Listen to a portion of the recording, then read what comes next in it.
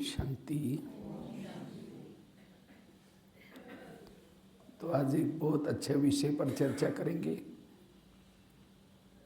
स्वराज्याधिकारी स्थिति और सकारात्मक सोच के द्वारा निर्विघ्न स्थिति। स्वराज्याधिकारी स्थिति और सकारात्मक सोच के द्वारा निर्विघ्न स्थिति। वर्तमान समय, सभी समय को देख रहे हैं, तो उस समय को देखते हुए भी हमें क्या करना है? संपन्न बनना है, स्वयं का परिवर्तन करना है। लेकिन स्वयं के परिवर्तन में विघ्न रूप में दो बातें, वैसे तो बातें तो बहुत हैं, लेकिन मोस्टली ये दो बातें। एक इंद्रियों की अधीनता और दूसरा जिन लोगों के बीच में रहते हैं हम लोग, उन लोगों के तरफ से आने वाले विभिन्न प्रकार के विघ्न, वो आपको तंग करेंगे, परेशान करेंगे, चुगली लगाएंगे, अपमान करेंगे। इससे हमारे निगेटिव सोच चलते हैं और वही सोच योग में बैठने नहीं देंगे, वही सोच कर्म योगी बनने नहीं देंगे, वही व्यवहार संकल्प चलाने के निमित्त बनता है। ये विघ्न है।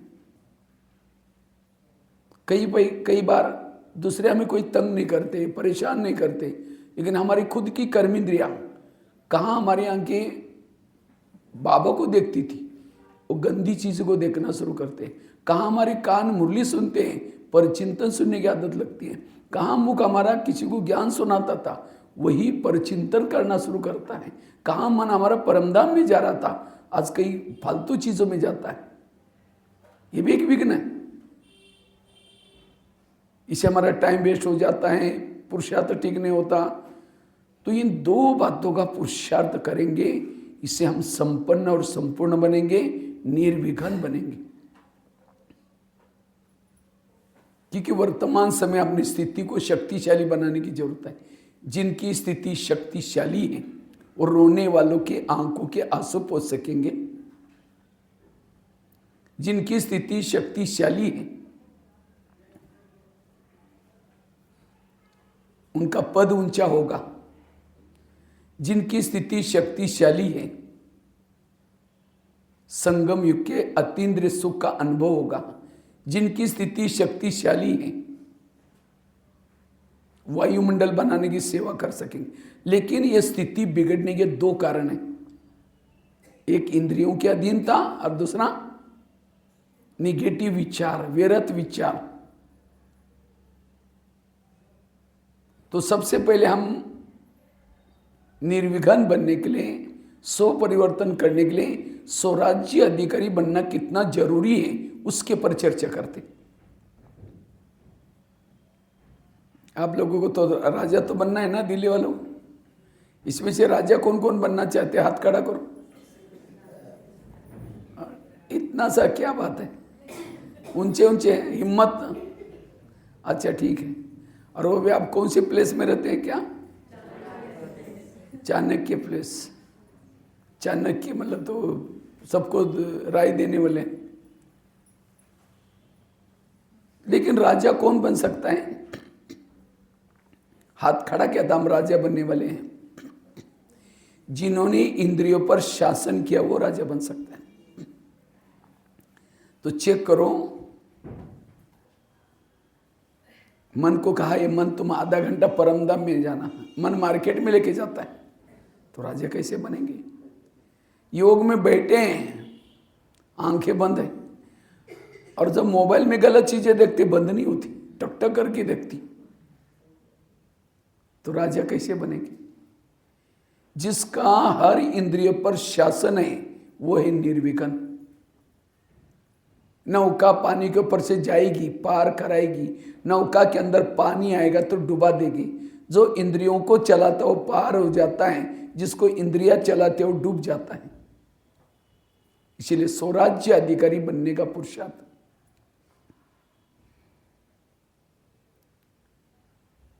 सुखी वो हैं जो इसका इंद्रिय पर शासन है, दुखी वो हैं जिसको इंद्रियां चलाते।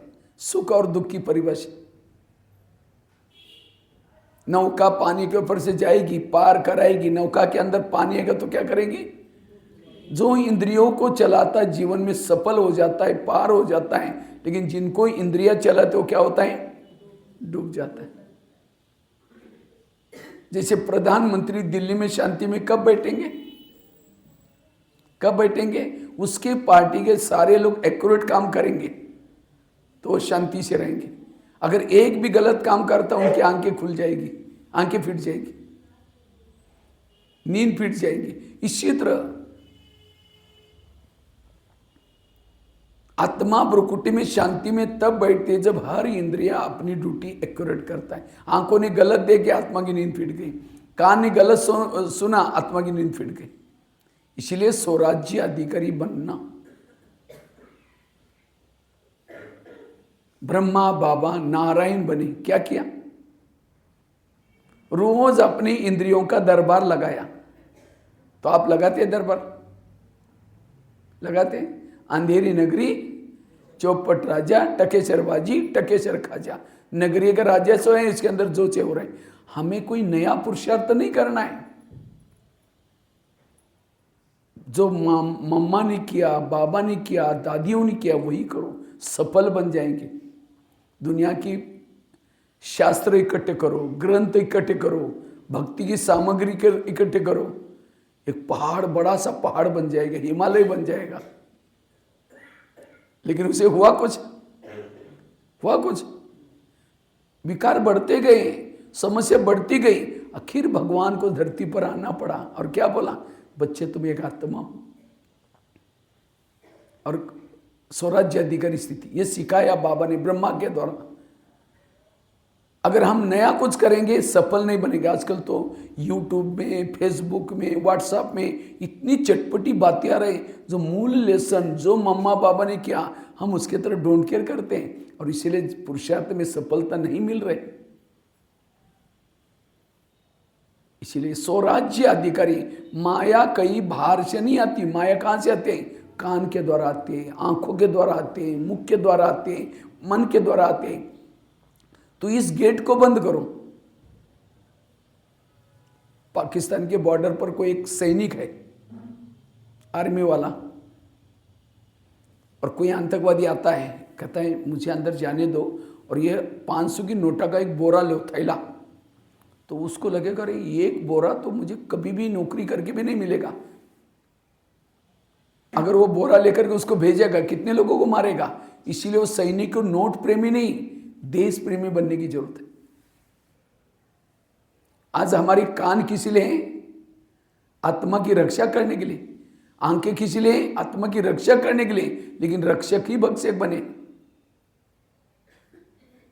इसलिए इस किले को पहले ठीक करो। जिसको ही बाबा शब्द में कहते हैं बच्चे सो परिवर्तन करो। तो सो परिवर्तन मतलब क्या? बैच पहन लिया, सफेद ड्रेस पहन लिया, हो गया सो परिवर्तन। सो परिवर्तन करना अर्थात हर इंद्रियों को श्रीमत के आधार से चलाना।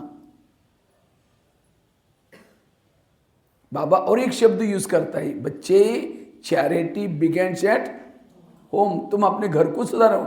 घर मतलब लौकिक नहीं। कौन सा घर?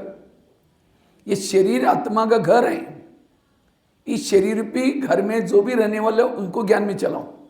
तो कान ज्ञान में चलता है, आंखें ज्ञान में चलती हैं, मुंह ज्ञान में चलता है, मन ज्ञान में चलता है। अगर आंखें ज्ञान में चलती, योग में बैठते समय बंद क्यों होती?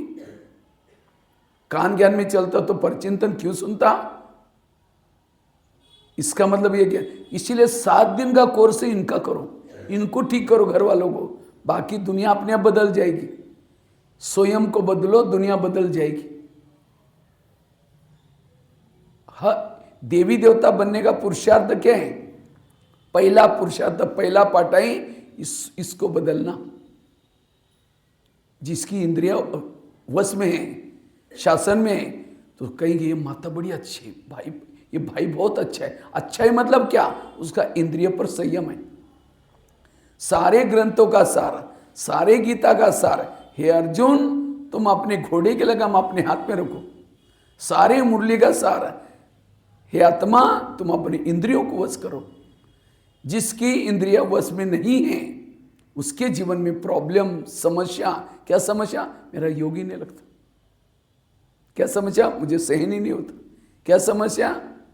संस्कार ही नहीं बदलती। क्यों? इंद्रियों पर शासन। ये समय किसी को देखने का नहीं है, ये समय स्वयं को बदलने का है। तो स्वयं को बदलना अर्थात हर इंद्रियों, एक दिन भी अगर आपका इंद्रिय पर शासन रहेगा, एक जन्म के राजा बन सकेंगे। अधीन वाला कभी अधिकारी नहीं बन सकता। आज इसके तरफ किसी का भी ध्यान नहीं है। अंधा पीस रहा है, कुत्ता बैठ करके उसको खा रहे। अंधा जिसको आंखें नहीं है वो पीस रहे, बोरी भर करके अनाज पीसा, लेकिन कुत्ते बैठ के खा रहे हैं। अंधे को क्या लगेगा? मैं एक बोरी पीसा है, लेकिन जमा कुछ भी नहीं।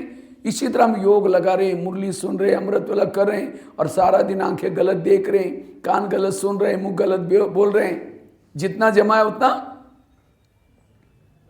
इसीलिए स्वराज्य अधिकारी का पुरुषार्थ वर्तमान समय निर्विघ्न बनने के लिए बड़ा जरूरी है। आजकल के मम्मी पापा इतना बिजी रहते हैं, बच्चा कहाँ जा रहा है, किसके संग में जा रहा है, क्या देखता है, उनको देखने का पूछने का टाइम ही नहीं है। और जब बच्चा गलत काम करता है उनकी आंखें खुल जाते हैं, बच्चे ने ऐसा गलत काम कैसे किया।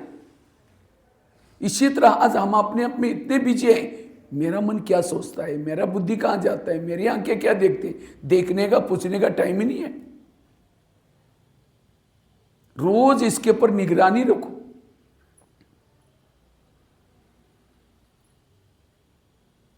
जिसका इंद्रियों पर शासन है उसके इर्द गिर्द में गुण और शक्ति होगी।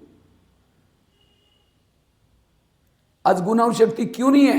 इंद्रियों पर शासन ही नहीं है। भारत में अंग्रेज घुसे थे, कैसे घुसे थे, क्यों घुसे थे? याद है कहानियां इतिहास में पढ़ा है ना। अंग्रेज लोग भारत में कैसे आए? भारत में नवाबों का शासन था। कौन सा नवाब? बंगाल का नवाब, बिहार का नवाब, सूरत का नवाब। अंग्रेज आए, उनके साथ दोस्ती की, और करते करते दिल्ली के ऊपर अटैक किया, और भारत क्या हो गया? गुलाम हो गया। इसी तरह इस शरीर भी हमारे की इंडिया है, और इसकी राजधानी कहाँ है? दिल्ली, यहाँ है। तो इस शरीर रूपी इंडिया में कई नवाब है। कौन से? कान, मुंह, आंखें, कौन है? नवाब। तो माया रूपी अंग्रेज आते हैं, दोस्ती किसे करते हैं? इन नवाबों के साथ। कान के साथ दोस्ती कर दी, मुंह के साथ दोस्ती कर दी, आंखों के साथ दोस्ती की, मन के साथ दोस्ती की, दिल्ली के ऊपर अटैक किया। इसीलिए अब हमारा शरीर रूपी देश गुलाम है। किसे? माया के गुलाम है। अब हमें और कुछ नहीं करना, जो अंग्रेज घुसे, विकार घुसे, उनको भगाना। भारत में अंग्रेज घुसे थे, उसको कैसे भगाया? सब ध्यान से सुन रहे ना। मैं देख रहा कोई आंखें धोखा दे रहे किसी की, क्योंकि मैं जैसा आया हूं वैसे तो माया भी साथ में आई है। क्योंकि माया कहते यार ये माउंट आबू का कहां से भाई आया, मेरा इतना अच्छा इसके पराजय, ये बातें सुनेगा तो क्या करेगा? अगर ये बातें सुनेगा तो मेरा राज्य चला जाएगा। इसीलिए चुपके से क्या करते हैं? आपके सामने आलस और अलबेलापन की बूटी सूंघा के जाते हैं। आलस आएगा तो अब जिसकी आंखें बंद है उसका कान भी, अब जिसका आंख कान बंद है क्या सुन रहा है? कुछ नहीं सुन रहा है, यहां होते हुए भी एब्सेंट है, तो राज्य तो उसका ही रहेगा। इसलिए कान खोल के सुनो ये क्लास। मुझे लगता है ये टॉपिक आप लोगों ने कभी सुना भी नहीं होगा। एक नया टॉपिक है, जो करना है मुल्क की बात, इसके ऊपर कोई चर्चा नहीं करता। सहन करो, योग लगाओ, आत्मा समझो, कई टॉपिक के ऊपर चर्चा, लेकिन ये जो बाबा ने जो किया वो कोई नहीं करता भी नहीं और उसके बारे में सोचता भी नहीं। और यही हमारे प्रॉब्लम्स है। इसलिए बीच बीच में ताली बजा सकते हैं। ताली बजाने से मेरा उमंग नहीं बढ़ेगा, बाजू में कोई सो रहा है उठ जाएगा, ये आपकी सेवा हो जाएगी। एक बार बजाओ ताली सारे।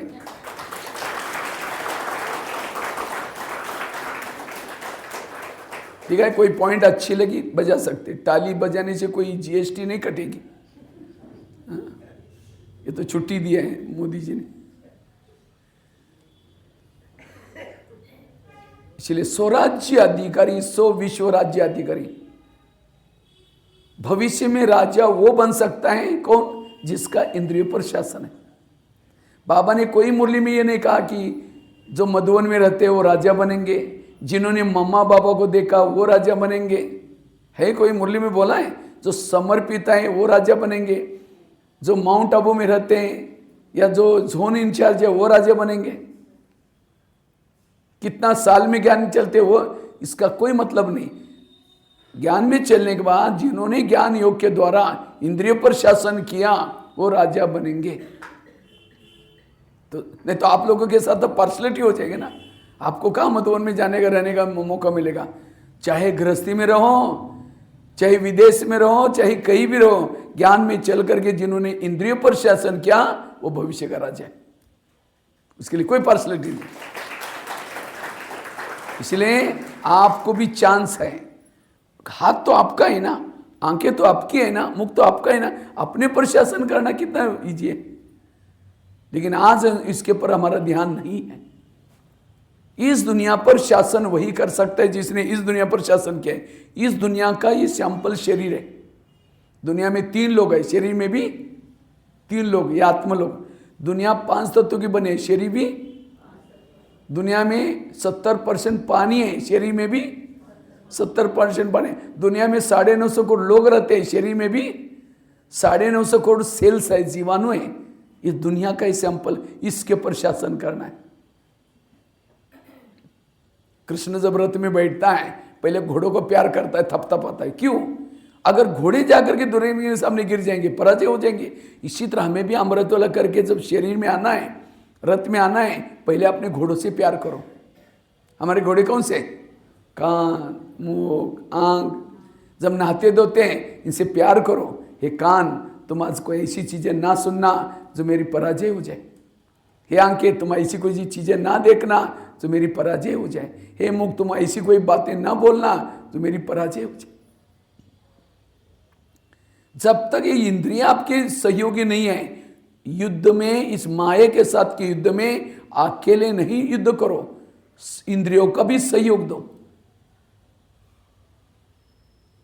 जिसका इंद्रिय पर सहयोग नहीं है, इंद्रिय जिसको सहयोग नहीं देती, वो आत्मा एक संगम युग क्या और भी 2 संगम युग आपको जिंदा रखेंगे, कोई परिवर्तन नहीं आएगा। जैसे थे वैसे रहेंगे। कर्ण असफल क्यों बना युद्ध में? क्यों बना? कर्ण तो पांडव से होशियार था, लेकिन असफल क्यों बना? उसके रथ ने उसको क्या दिया? धोखा दे दिया। बराबर रथ में वो रेत में फंस गया, धरती में फंस गया। इसी तरह ज्ञान में कितने भी होशियार हैं, अगर आपको इंद्रिया धोखा देते असफल बन जाएंगे। तो भारत में अंग्रेज घुसे थे, उनको भगाया कैसे? कैसे भगाया? जगह जगह पर सभा लगाई। जालियनवाला बाग, एक पंजाब में जलियांवाला बाग है, वहां कहते एक कुछ लोग भारत के कुछ मीटिंग कर रहे थे। तो उसी समय क्या हो गया, अंग्रेज लोगों को पता चला कि कुछ हमारे विपरीत कुछ कर रहे हैं। तो उन्होंने सीधा, एक ही गेट था, मैं वो खुद देख के भी आया, चारों तरफ से बड़ी बड़ी दीवार है वहाँ, और बीच में कुआं था। तो अंग्रेज आकर के गोलियां मारना शुरू कर दिया। अब भड़दक मच गई, कुछ तो मर गए, कुछ तो कुएं में गिर गए। ये सब घटना देखने बाद लोगों को और उपरांत आई, ये भारत हमारी, अंग्रेज हमारी उन्नति करने के लिए नहीं आए, हमें लूटने के लिए आए। फिर नमक का सत्याग्रह, दांडी यात्रा, अखबार निकाले। मुझे लगता है भारत में पहले अखबार नहीं चलते थे, अखबार स्वतंत्र कालों से चालू किया ताकि जनता को लोकल लैंग्वेज में क्या हो रहा है वो पता चले। नारे बनाए, वंदे मातरम। वंदे मातरम अंग्रेज लोग बोलने नहीं देते थे, क्योंकि वंदे मातरम मतलब उनको लगता था कि हमको क्या बोल रहे, बांधो और मारो, वंदे मातरम। नारे बनाए, अकबर। और मुझे लगता है गणपति का त्योहार भी तब से चालू किया। गणपति के लोकमान्य तिलक ने शुरू किया था पूना में, ताकि उसके बहाने लोग इकट्ठे हो जाए। तब जाकर के जनता जागृत हो गई। जब जनता जागृत हो गया, उन्होंने नारा लगाया अंग्रेजों, go back Simon go back. तब जाकर के अंग्रेज लोग छोड़ के चले गए। इसी तरह हमें भी क्या करना, अपनी जनता को जागृत करना है। हमारी जनता कौन है? कान, मुंह, आंखें, इनको विकारों के विपरीत में भड़काओ। ये विकारों ने मेरा क्या क्या किया, हमारा क्या क्या किया, हम कितने कंगाल हो गए। फिर भी तुम उसका सहयोग देंगे तो हमारा क्या होगा। इसी तरह रोज उनका दरबार लगा दो और दरबार लगा करके उनसे बात करो। सभी अपने मोबाइल को साइलेंस में रखो। जब भी कभी आप क्लास में आते हैं ना, मोबाइल को हमेशा साइलेंस मोड में। मैं देखो माउंट आबू से 8 दिन पहले आया हूँ, 8 दिन पहले से लेकर के मेरा मोबाइल साइलेंस में। आज रात को जब ट्रेन में बैठूंगा उसके बाद उसका मौन खत्म हो जाए। हमारे कई फोन आते हैं, अंदर से अंदर आते हैं, बाद में होने के बाद हम रिप्लाई करते हैं। मुझे लगता है आपसे, हमारे से तो बिजी आप नहीं होगे। हमारे तो कितने कितने भाई बहनों के फ़ोन, मधुबन के फ़ोन क्या क्या आते रहते हैं, लेकिन हम बाद में रिप्लाई कर। भगत तो आपको वहाँ मंदिर में नहीं छोड़ा, मंदिर में घंटियाँ बजाते रहे, अभी मोबाइल की घंटियाँ बजा रहे हैं। इसलिए भक्तों को कहो अभी हम पढ़ाई कर रहे हैं, अब साइलेंस में रहो 1 घंटा, क्योंकि सबका ध्यान बढ़ जाता है फिर। तो मैं आपको बता रहा था, अपनी जनता को जागृत करो। अगर आपके इंद्रियों के अंदर विकारों के लिए आकर्षण है, आत्मा विजयी नहीं बनेगी। इसलिए रोज इनका दरबार लगाना। तो हम कैसे दरबार लगाए? सवेरे अमृत वेला के बाद, अमृत वेला के बाबा हमें हमारी राजाई देने के लिए दोस्त के रूप में हमको मिला हुआ है। वो कहता है यार तुम दोस्त, तुम मेरे पास आओ, मैं तुम्हें ट्रेनिंग दूंगा, ताकत दूंगा, और मैं तुम्हारी राजाई वापिस देने के लिए ये करूंगा। तो बाबा हमें मित्र, तो मित्र के पास जाना है रात को सोने के लिए, और उससे ताकत लेनी है, बल लेके आना है। और नीचे आओ, आने के बाद सभी इंद्रियों को गुड मॉर्निंग बोलो। शरीर हमारा एक देश है, शरीर हमारा एक ऑफिस है, आकर के सभी को गुड मॉर्निंग बोलो और उसके बाद बातें करो। 4:45 बजे से लेकर के 5 बजे तक 10 मिनट सबसे पहले बात करो कान से। हे मेरे कान, तुम मेरे इस राज्य के शान हो, अगर तुम ना होते मैं ईश्वरी महावाक्य कैसे सुनता। इसलिए हे कान, तुम्हारा बहुत बहुत धन्यवाद, और मेरा तुम्हारे पर विश्वास है, इसीलिए मैंने तुमको बॉर्डर पर रखा है। कान कहाँ है? बॉर्डर पर है। लेकिन मैंने तो विश्वास के साथ तुमको बॉर्डर पर रखा है। तुम मेरा खाते हो, मेरे राज्य में रहते हो और मुझे धोखा देते हो। इसलिए हे कान, आज तक जो हुआ कोई बात नहीं, आज से तुम्हें कोई भी प्रकार की व्यर्थ बातें नहीं सुननी। अगर सुनेगा मैं तुमको सजा दूंगा, क्योंकि शरीर मेरा किला है। शरीर का है हमारा, पहले लोग किले देखने के लिए जाते हैं ना, लेकिन हमारा ये बहुत पुराना किला है। इसके अंदर राजा रहता है। किले के कई दरवाजे हैं, कौन से? कान, मुंह, कांग, लेकिन इस दरवाजे में कोई रोकने टोकने वाला ही नहीं है। अगर राजा अंदर किले में दुश्मन घुस रहेंगे, कोई पूछता ही नहीं, कोई रोकता ही नहीं, तो उस राजा की हालत क्या होगी। इसी तरह कान से हम कुछ भी सुन रहे हैं, मुख से जो चाहे बोल रहे हैं, और इसीलिए राजा की हालत गंभीर है आत्मा की। ये कान किसी लिए? रक्षा करने के लिए, आंखें रक्षा करने के लिए, रक्षक ही भक्षक बने। अगर कोई घर का ही भेदी बन जाता है, उस घर की हालत क्या होगी। इसलिए हे कान, आज तक जो हुआ कोई बात नहीं, आज रात को सोने के पहले 10 बजे मैं दरबार लगाऊंगा। ये कब बोल रहे हैं? सवेरे, रात को सोने के पहले मैं दरबार लगाऊंगा। अगर तुमने कुछ गलत सुना सारा दिन, मैं तुमको सजा दूंगा। और ये भी नहीं समझना मुझे कुछ पता नहीं चलता। आजकल मैं इस शरीर रूपी किले के चारों तरफ से सीसी कैमरे का प्रबंध किए। आजकल ऑफिस में, घरों में क्या लगाते हैं? शीशे कैमरा। हमारा कौन सा शीशे कैमरा? 3rd आई, तीसरा नेत्र हमारा खुला है। हमको पता है कि आज मैंने क्या गलत देखा, क्या ये क्या, सब पता चलता है। आगे चलो मुख के पास। हे मुख, तुम भी मेरे इस राज्य के शान हो, अगर तुम ना होते मैं ईश्वरी महावाक्य दूसरों को कैसे सुनाता। लेकिन कभी कभी तुम व्यर्थों का भी चिंतन करते हो, व्यर्थ बोलते हो। तुम्हें व्यर्थ बोलने के लिए मैंने रखा है। अगर बोलेगा मैं तुमको सजा दूंगा। आगे चलो आंखों के पास। हे आंखें, मुझे 84 जन्म में बहुत आंखें मिली, लेकिन तुम्हारे जैसे भाग्यशाली आंखें कोई नहीं मिली, क्योंकि तुम्हारे द्वारा मैंने सत्यम शिवम सुंदरम को देखा है, प्रभु को देखा है, माउंट आबू में देखा है ना। जिसको देखने के लिए दुनिया की आंखें तरस रहे, युगों से तरस रहे, एक पांव पर तपस्या करे साक्षात्कार करने के लिए, लेकिन तुमने साक्षात देखा है प्रभु को। एक बार नहीं, 5-6 बार मिल के आए हो, घंटों तक देखा हुआ है। तो क्या उस प्रभु को देखने के बाद तुम्हारा पेट नहीं भरा? इस संसार की गंदी बातें, व्यर्थ बातें क्यों देखते हो? अगर देखेगा मैं तुमको सजा दूंगा। आगे चलो पांव के पास। हे पाँव, तुम भी मेरे इस राज्य के शान हो, अगर तुम ना होते मैं सेवा करने के लिए कैसे जाता। मुख ने भाषण किया, आदि दुआ किसको मिली? पाँव को। हाथ ने कर्मना सेवा की, आदि दुआ किसको मिली? पाँव को। मुख ने भाषण किया, आदि दुआ किसको मिली? क्योंकि पाँव क्या करता है? घुटने के ऊपर पूरा शरीर को उठा के लेके आता है। इसीलिए कोई भी व्यक्ति घर में आता है उसके चरण छूते हैं। चरण में आत्मा नहीं, क्यों छूते हैं? क्योंकि आत्मा को शरीर को लाने वाला निमित्त कौन है? पाँव। लेकिन कभी कभी पाँव क्या करता है? पर चिंतन करने के लिए लेके जाता है। कभी कभी पाँव फिल्म देखने के लिए लेके जाता है। फिल्म देखी, आंखों ने आधा पाप किसके पर चढ़ा? पाँव के पर। चिंतन किया मुख ने, आधा पाप किसके पर चढ़ा? अगर पाँव कहता नहीं नहीं मैं राजा के लिए ईमानदार हूं, मुझे राजा के विपरीत ऐसा कभी काम नहीं करना, मैं नहीं आऊंगा, तो मुख कहेगा ठीक है तुम नहीं आएगा, मेरा काम रुकेगा, मैं जा रहा हूं। मुख अकेले जाएगा? अगर पाँव जाएगा नहीं तो मुख तो जाएगा नहीं।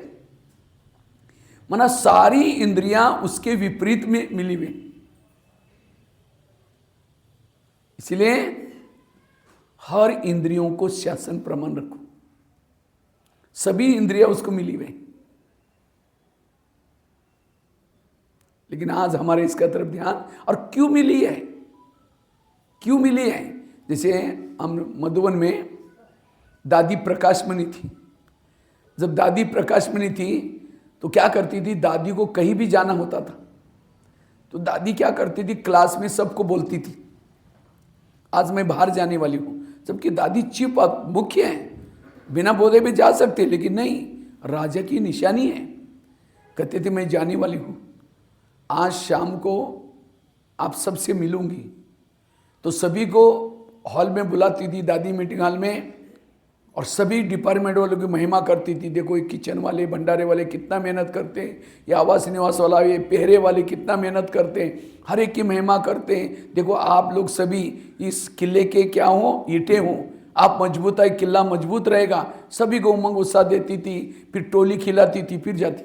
तो सभी को लगता था अरे दादी ने हमको बहुत प्यार किया, दादी हमको बहुत ये कर। जाने के बाद सब बिल्कुल अलर्ट होकर के सेवा करते थे। ये है राजा। इसी तरह आज हमारी इंद्रियां दिन रात कितना हमको मदद कर रहे हैं ना। आज हार्ट आप सोए हैं तो भी हार्ट जगा है। अगर हार्ट थोड़ा 10 मिनट के लिए रेस्ट ले लें, राम नाम सत्य हो जाएगा। हाँ, कान मेहनत करता है, मुख मेहनत करता है, लेकिन कभी हम प्यार किया? कभी इंद्रियों से कभी बात किया? यहाँ से लंदन बात करते हैं, यहाँ से कई रिश्तेदार को फोन करते हैं, लेकिन पड़ोसी को नहीं, इसको पता ही नहीं। कभी हमने इंद्रियों से बात, कभी कान से प्यार किया? ये कान तुम कितने अच्छे हो, थैंक यू, तुम्हारे द्वारा मुझे कितना अच्छा मुरली सुनने का चांस मिलता है। कभी प्यार? इसीलिए इंद्रिया कहती है कैसा आदमी है, ये हमेशा अपने में व्यस्त रहा, हमको कभी पूछता ही नहीं। इसीलिए कर्म इंद्रिया माया से मिली है। इसलिए हमें इंद्रियों से प्यार करना है, उनको शिक्षा भी देना है, सावधान भी करना है। और जब जैसे मोदी जी को कोई गाली देने वाला पत्र लिखेगा, वो पत्र कहाँ जाता है? कहाँ जाएगा? दिल्ली में पत्र आता है, वो कहाँ जाता है? उसके पीए के पास जाता है। पीए पढ़ेगा, क्या कहते फालतू आदमी लिखता है, इतना अच्छा काम कर रहे हैं, फाड़ के फेंक देगा। इसका मतलब पीए हितैषी है। तो हमें कोई गाली देता है, हमारा पीए कौन है? कान फटाफट आत्मा तक पहुंचा था। हमको गाली दी, गाली दी, मन डिस्टर्ब हो गया, बुद्धि डिस्टर्ब हो गया, मुख डिस्टर्ब, सारी इंद्रियां डिस्टर्ब हो गई। और सवेरे की 4 पेज की मुरली सुनी थी, कान उसको ये नहीं बोलता आज बाबा ने ऐसे बोला है मुरली में, वो निकाल लेता है, उसको अंदर नहीं भेजता। माना कान आपका हितैषी नहीं है, आंखें हितैषी नहीं है। अगर हितैषी होती उस समय योग में बैठती तो बिल्कुल खोल करके बैठती। अब जबकि उसको हमने रेस्ट भी दिया है, रात को 10-11 बजे से लेकर के 4 बजे तक रेस्ट रखा था, तो भी ड्यूटी के समय ऐसी कर रहे। इसलिए इसको आज कई माता कहते मेरे बच्चे मानते ही नहीं। क्यों नहीं मानते? जिसकी इंद्रियां नहीं मानती उसका कोई भी नहीं मानेगा। न बच्चे मानेंगे, ना पति मानेगा, ना कोई नहीं मानेगा। इसको ठीक करो, सब ठीक हो जाएगा। इसलिए ये है सो परिवर्तन। ये अपना परिवर्तन करो। ये समय है स्वयं का परिवर्तन करने का। इससे विकारों पर जीत प्राप्त कर सकेंगे। आगे चलो, मन के साथ बात करो। हे मन, तुम मेरे इस राज्य के शान हो, अगर तुम ना होते मैं ईश्वरीय ज्ञान का मनन चिंतन कैसे करता। लेकिन कभी कभी तुम व्यर्थों का भी चिंतन करते हो, करेगा मैं तुमको सजा दूंगा। आगे चलो बुद्धि के पास। हे बुद्धि, मैंने सभी इंद्रियों में से चुन करके तुमको मंत्री बनाया। बुद्धि कौन है? कौन सा मंत्री है? बुद्धि है गृह मंत्री, होम मिनिस्टर। पूरा शरीर का कारोबार किसके पास है? उसके बिना पत्ता भी नहीं हिलता। समझो मन में विचार है मुझे फिल्म देखने के लिए जाना है, तो मन की फाइल कहाँ जाते हैं? बुद्धि के पास। बुद्धि ठीक है, जाओ जाओ, साइन कर दिया, जाओ, तो तुरंत पांव चले गए, आंखें चली गई, मन चल, सब इंद्रिया फॉलो किया। किसको? तो इसलिए एकांत में बैठ करके बुद्धि से बात करो। हे बुद्धि, मैंने सभी इंद्रियों में से चुनकर तुमको मंत्री बनाया। मुझे लगा तो मेरा कारोबार बहुत अच्छा चलेगा, लेकिन तुमने कोई ऐसे गलत निर्णय लिया, मेरी पूरी राजा ही तुमने रावण के जेल में डाल दी। क्या यही मेरे तुमने विश्वास का फायदा लिया? इसलिए हे बुद्धि, आज तक जो हुआ कोई बात नहीं, लेकिन आज से तुम्हें जो भी गलत निर्णय लेना है श्रीमत के आधार से, अगर तुम गलत निर्णय लेगा मैं तुमको सजा दूंगा। यह है राजा का पुरुषार्थ। तो हाथ खड़ा किया, तो हमको राजा बनना है, क्या इतना ध्यान है? राजा, एक मैं आपको छोटा सा आईना दिखाता हूं, आप खुद देखना मैं क्या बनने वाला हूं। मुकड़ा देख ले प्राणी, समझो कोई ज्ञान में चलता है, धन से सेवा नहीं करता, ज्ञान दूसरों को नहीं सुनाता, इंद्रियों के भी अधीन है, ऐसी आत्मा क्या बनते हैं? दास दासी। दास दासी वो बनते हैं जो उदास रहते हैं। और उदास कौन होते हैं? जो इंद्रियों के अधीन है। उसको भगवान मिला है, सत्युग में जा रहे, देवी देवता बन रहे, कोई खुशी नहीं है, क्योंकि हारा हुआ कभी खुश नहीं रह सकता। किसी हारा हुआ है? इंद्रियों से। जो किसी का श्रृंगार नहीं करते वो श्रृंगार करने वाली बनेंगी। बाबा की मुरली कोई दासियों के लिए नहीं है, किसके लिए? राजाओं के लिए। बच्चे मंदिरों में जाओ, पर्चे बांटो, ये करो, हम सुन तो लेते हैं, घर में गए ओम शांति, हम अपने कामों में व्यस्त, मुरली बाजू में। श्रृंगार, अगर यहां श्रृंगार नहीं करेंगे ज्ञान योग से, तो वहां श्रृंगार करना पड़ेगा, रानी का या राजा का। एक बार शादी होते 500 दासियां मिलती, तो दासी बनना है। जो उदास रहता है वो दास बनता है। जब कोई ज्ञान में चलता है, धन से सेवा करता है, ज्ञान दूसरों को सुनाता है, लेकिन इंद्रियों के वो अधीन है, वो क्या बनता है? साहूकार बनता है। क्या बनता है? साहूकार। क्यों? धन से सेवा की, ज्ञान भी दूसरों को सुनाया, अनेक गुनाहों का मिला, इसीलिए साहूकार बन गया। कोई ज्ञान में चलता है, धन से सेवा नहीं करता, ज्ञान दूसरों को नहीं सुनाता, लेकिन इतना योग ज्ञान कर रहे हैं, अपने इंद्रियों को वश किया उसने, तो वो क्या बनता है? राजा। लेकिन कैसा राजा? कंगाल राजा। कैसा राजा? कंगाल। कंगाल शब्द नहीं होगा, नाम का राजा, काम का राजा नहीं है। उसके पास सब कुछ है, राजा है, लेकिन कुछ भी नहीं है। और कोई ज्ञान में चलता है, धन से सेवा करता है, ज्ञान दूसरों को सुनाता है, इंद्रियों पर शासन है, वह है संपन्न राजा। तो चेक करो हे आत्माएं, आपकी गाड़ी कौन से ट्रैक पर चल रहे, चेक करो। अभी मेरा शरीर छोड़ जाए तो मैं क्या बन सकता हूं? आज तक के पुरुषार्थों से अपने आप चेक करो। अभी भी ट्रैक को बदल सकते हैं। पता नहीं कितने आगे दिन मिलने वाले, भरोसा नहीं है। तो कम से कम आज से तो ये दरबार लगाने का पुरुषार्थ करो, इससे आप निर्विघ्न बन जाएंगे।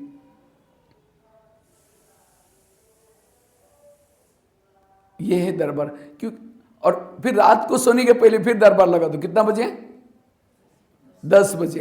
लेकिन हम क्या करते हैं? सोने से पहले बिस्तर डालने के बाबा के, बाबा गुड नाइट, आज तो बहुत थक गए, घर में तो मेहमान आए थे, दोपहर को मैंने रेस्ट भी नहीं किया, प्लीज जरूर मुझे जगह देना आज। ऐसा करके सो जाएंगे। फिर वो सोने के पहले भी क्या सोचेंगे?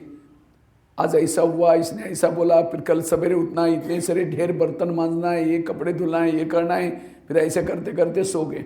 तो बाबा तो ओबेडिएंट सर्वेंट है, सवेरे आकर उठ जगाएगा, लेकिन जगाने मत, घड़ी की तरफ देखेंगे, अभी तो 4 को 5 मिनट कम है, थोड़ा 5 मिनट के लिए सो जाते हैं, 5 बजे का पता भी नहीं चलेगा। उठी भी गए तो भी योग करने बजाय नमाज पढ़ते नहीं। जैसे नमाज में क्या होता है, नीचे होता है ऊपर होता है। ये क्यों हुआ? इसीलिए रात को सोने के पहले इंद्रियों का दरबार लगा दो, फिर कोई जो ये नहीं किया उसको सजा दो। तो कैसे दरबार लगाना है? सबसे पहले बात करो कान से। हे कान, आज सारा दिन का तुम्हारा चार्ट कैसा रहा? तुम्हारा बहुत बहुत धन्यवाद। सवेरे 7 बजे तुम्हारे द्वारा मैंने मुरली सुनी थी, लेकिन 12-1 बजे को माता जी आई थी, किसी की व्यर्थ बातें सुना रही थी, तुमने बड़ा नजदीक जाकर सुना था, और क्या हुआ? और क्या हुआ? तुमको तो सवेरे मैंने सुनने के लिए मना किया था, तो भी तुमने सुना, इसलिए तुम्हारे लिए सजा। सजा मतलब कैंची लेकर के काट करके नहीं फेंको। हाँ, ये नहीं सजा देनी है। जैसे सूरदास ने क्या किया, कुछ गलत देखा तो क्या क्या आंखें खोल निकाल दिया, वो नहीं करना है। यहाँ की अलौकिक सजाएं कौन सी? दोबारा मुरली सुनो, क्योंकि जिस कान में ज्ञान की कमी है वही परिचिंतन सुनेगा ना। आगे चलो मुख के पास। मुख तुम्हारा चार्ट कैसा रहा? समझो कान ने दरवाजा खोला तो कम से कम तुमने तो चुप रहना चाहिए था। तुमने भी बोला हो बहन जी ऐसी करते, मेरे साथ भी कई बार ऐसा किया। अब तुमने दरवाजा बंद रखते तो दुश्मन बाहर, वहीं से मैं तो 5 दरवाजे के अंदर बैठा हूं। तुमने तो अपनी ड्यूटी ठीक करना चाहिए, तो तुमने भी दरवाजा खोला, इसलिए तुम्हारे लिए सजा कौन सी? कल के दिन तुम्हारा कारोबार बंद, मौन। अगर मैंने परिचिंतन किया है, किसी को अपशब्द बोले हैं, दूसरे दिन मुख को सजा कौन सी? मौन रखना। यह है राजा, क्योंकि राजाओं की निशानी है। राजा जिस शहर में रहता है सब उसका कहना मानते हैं, नहीं मानते हैं राजा उसको फांसी देता है। तो क्या जिस शहर में रहते सब हमारा मानते हैं? सामने से कोई व्यक्ति आता है, मन कहता है बेकार है, अच्छा नहीं, इन्होंने हमको बहुत बार धोखा दिया, संकल्प चल रहे हैं, आत्मा चुपचाप सुन रहे, कुछ नहीं बोल रहे मन को। तुरंत मन को कहे, मन खबरदार, अगर तू उस आत्मा के बारे में ऐसा सोचा तो जिसको भगवान कहते हैं मीठे बच्चे, और तुम उसके लिए बेकार बोल